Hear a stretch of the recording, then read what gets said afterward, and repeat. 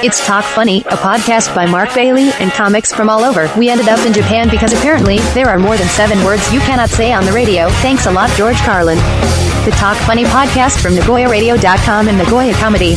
Here's Mark Bailey. And welcome to another edition of Talk Funny. We've got guest today, Garrett Groesbeck. Welcome to the illustrious studios. How's the view here? Domo. It's industrial. Well, you know, most of Nagoya. It's like Nagoya, but more industrial than normal Nagoya, right? So, Garrett Groesbeck, who are you and why are you in Japan? You and every Japanese person want to know this, but no, not every Japanese person that I meet, of course. Not like I'm some sort of international celebrity here or something, but... Not yet. Soon, Nagoya Radio. But I am just one of those weeaboos who came here on the JET program and started studying traditional Japanese music and got stuck. I haven't heard a whole lot about how you ended up in Japan either. I'm intrigued about... Well, Jingle Girl has it wrong. I don't know if you met Jingle Girl on the way in. Lovely girl, beautiful. What do you think about her? I'm sure I don't know why, I just get the impression she has a really nice soft chew routine. She's cute, but a little bit of an attitude. Yeah. All I wrote for her to say is, here's Mark Bailey, and the rest of that, She really likes the musical Chicago. I don't know why, I just get this feeling, sort of... Yeah, she's insinuating that I got fired in the States from a radio station. But anyway, that's enough time for that. So, Garrett, back to you. And you are famous, actually, in Nagoya among the gaijin crowd as the only guy who's ever tried, apparently, to play the shamisen. Apparently so. Right. There are a lot of people who've been in Japan for a long time. And I love Japan. It's wonderful in many ways. But koto shamisen is sort of my emotional life raft that I can cling to keep me here in this country. And I don't know how... And it sort of validates my being in Japan. Is it important to your visa? Is that what is it cultural visa? It did help me get a job, actually. Like my current job is related to that, but it's more about feeling to me like I have a real legitimate reason for being here, and not just that I wanted to flee from the Mormons and be on another continent. They're wonderful people. They're so nice. That sounds like a line that Jingle Girl would say. I think, we haven't aired, maybe that episode hasn't aired yet, but on Talk Funny, I was a DJ in the States. I did radio in the morning drive, and we usually call it the Zoo Crew, but I was Jewish, so I call it the one-man Jew Crew. And we had basically the prank phone calls. Wonderful. At the time, this was back a long, long time ago. What else are you going to do? And that went over really well. Long story short, I went in through the ranks and became a program director. And one day my company owner came to me, the radio station owner came to me and said, this guy's been doing drugs on the air and you're the program director, so you get to fire him. Oh. So I said, what if I don't want to fire him? He said, well, then we'll fire you. So you have to fire him. So I fired him, and then his lawyers came to the radio station and said, we're going to sue you. So I went to the owner, so you're going to back me up, right? And the owner's like, no, you're on your own. And he said, well, you made me fire him, right? So that's actually the true part, right? How did she find that out about your past? These sordid details. It's almost like she's on the internet. I think I don't know what she's doing. A lot of cats, a lot of time to sort of hunker down. Look at her right now. She's Googling everything we say. She's Googling you right now. Gracious. And I don't even think she's your type, actually.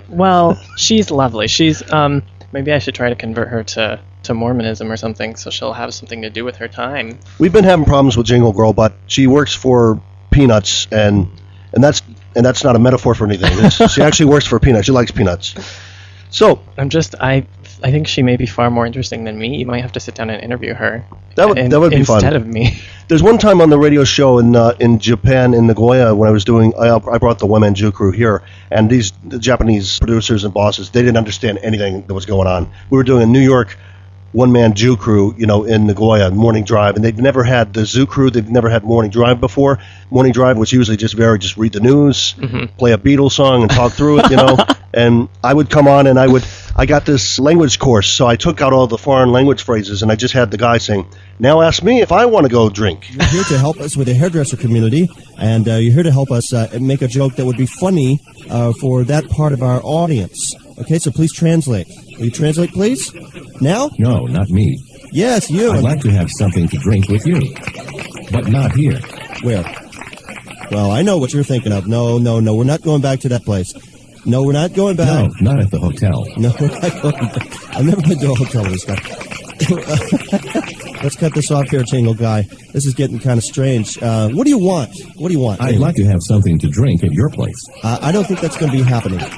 Let's get through this joke here. This is turning into a joke, basically. I'm really glad I got that memo, by the way, Jamie. You're not helping a lot. You're really screwing things up. Did you know that? You're screwing things up. Is that good? No, that's not good. That is not good. And listen, we're going to see if you could just help us out. Don't push that. Now ask me if I'm married. Like, I'm really not into you. I'm really not into you, you know? And I'm talking, my boss comes in, she's like, you're talking to a record. I know. I'm the only one on. I got 2 hours to fill, you know? So that was the Spencer Davis group, and if I'm not mistaken, I think Spencer Davis was in the It's deadly. Hey, don't start with me. I'm packing today, and I'm not talking about change of address. He's still surrounded by frickin' idiots.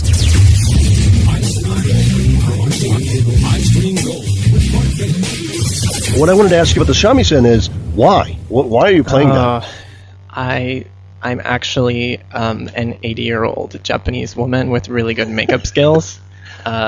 Well, when I first came here, I studied abroad in Tokyo, and I was technically a music major, and I thought I should probably do something related to music. And, you know, there was an orchestra, but there were much more attractive guys in the traditional Japanese music club, so that's where I ended up. There we go. Okay, I knew that. Now we're getting to motive. Yeah.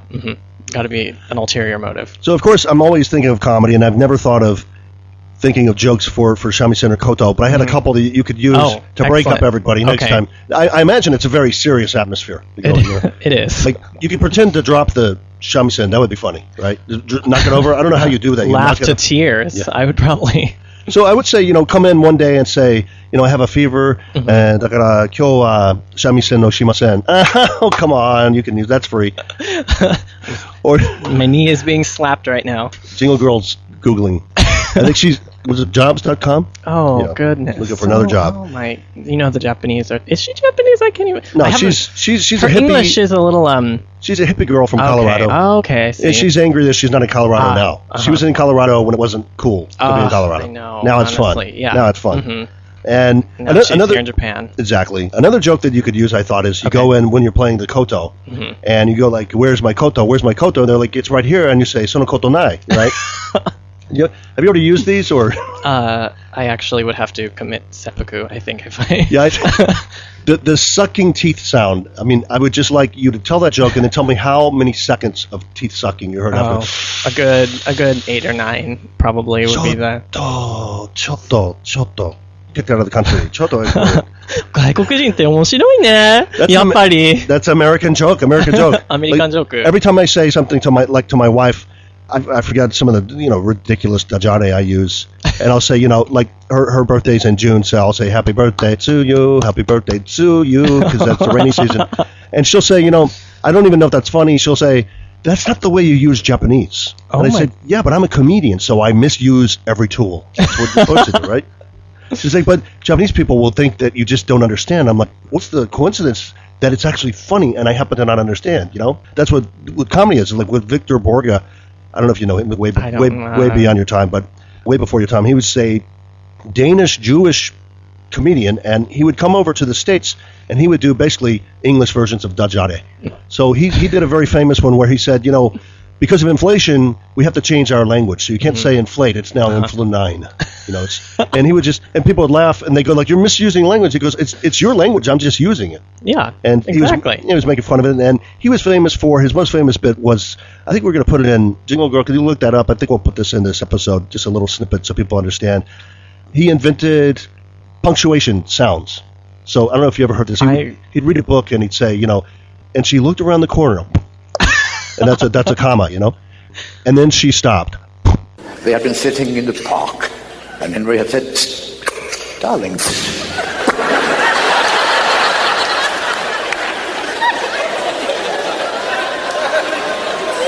is this the first time you have loved?"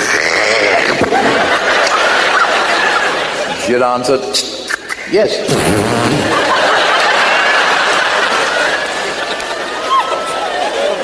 But it is so wonderful that I hope it shall not be the last. I'm not sure Jingle Girl knows what punctuation is. She just sort of She gave the keyboard a really confused look there for a She second. just cut out punctuation. That's a dirty word for her. Oh my Punctuation, I think. gosh, what a... So my point was, so Victor Borge, he would misuse a language, and I thought that would be funny if we would do that in Japanese. Yeah. And my wife was like, well, people would just think that you're insane. I'm like, well, I'm a comic, so yeah. I mean, it's like, that's, that joke is just, it needs to be more serious. It needs to be more factual. Well, it's a joke. I find that physical comedy tends... So maybe I'll just take the shamisen and sort of put it up on my shoulder like a violin and, I don't know, flail around the stage. Hey, this would be good. bit. You could do like a manzai with just you and the shamisen. The shamisen is the bokeh.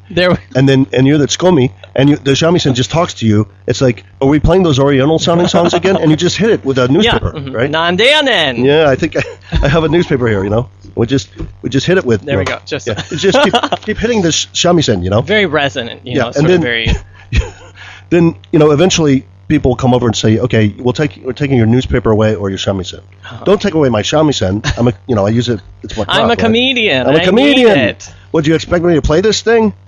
And then you ever go in there, like, I don't know if they serve lunch, but you go in there and go, we having rice again? Right?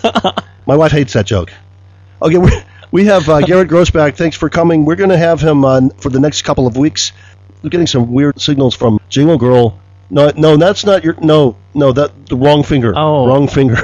No, for somebody who censors rude. out profanity, she's quite... we don't really... In Utah, we don't really... allow that kind of language or anything. She's got a real attitude problem. You think we should probably start paying her, actually? Maybe that would help. It looks like she's found... I don't know about those job offers she's looking at either. Those are... Oh, Craigslist. I don't... Oh, don't go to my history. No, don't hit that tab. All right, we've got to go. I've got to go stop her. Garrett, can you come back next week? Of course. And we'll talk to you. This has been Talk Funny. I've been Mark Bailey, and we've got Garrett Groesbeck. He's got some funny stories that we will hear apparently in the next week Yes. of Talk Funny. More manzai. Nandeyanen! And we'll talk to you soon.